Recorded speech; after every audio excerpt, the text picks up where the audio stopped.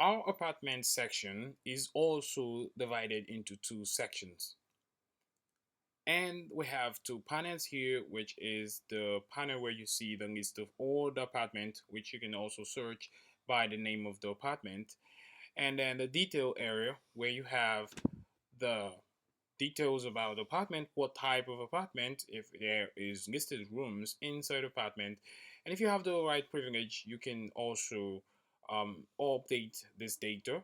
And once this update is done, it will send a request to us, to a system server, and we can make sure that your update is completed as it should.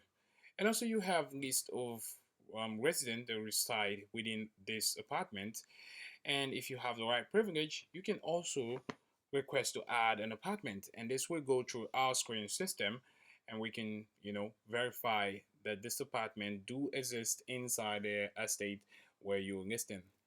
And then once the verification is complete, the apartment will show up in the list of apartments, and residents can sign up to that apartment.